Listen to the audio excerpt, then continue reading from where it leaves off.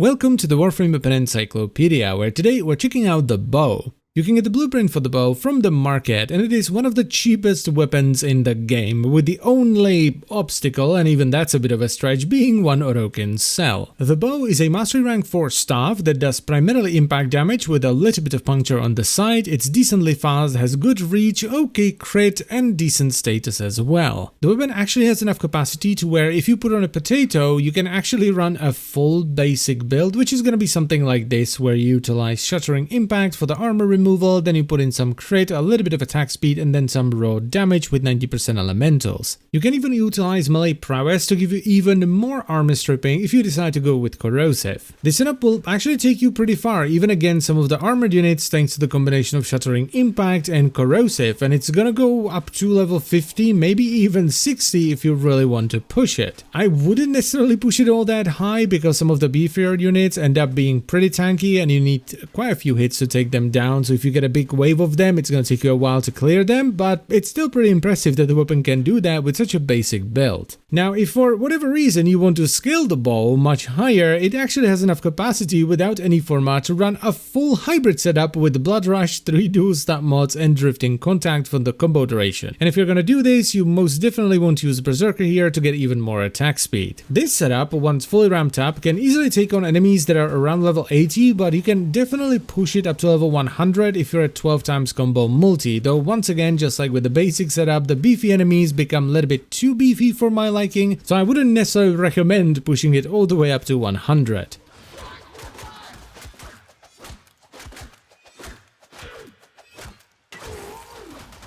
This is actually a surprisingly solid melee weapon, with the main downsides being the fact that it does primarily impact damage, which is not great, but that's not the important thing. The worst thing about this weapon has nothing to do with this weapon, and it's that Bow Prime, its primed version, which is much better than the standard version, is available in Mastery Rank 5, so only one Mastery Rank above the bow, and the Tipedo, which is superior to both the bow and the Bow Prime, is available from Mastery Rank 3. Now, funnily enough, you do actually need the bow to create the Tipedo by combining it with the kunai, and that's basically what the bow is for nowadays if you want a good stuff. You get the bow and you turn it into the Tipedo, which is just better. So even though the bow is solid enough for its mastery rank, it is more or less just mastery fodder that you level up before you turn it into the Tipedo. So my recommendation is pretty straightforward: get it, level it up to get the mastery, and then turn it into the Tipedo and use that. And that is pretty much it for the video, so I thank you very much for watching. As always guys, I hope you have enjoyed it and it was helpful, and I will see you some other time.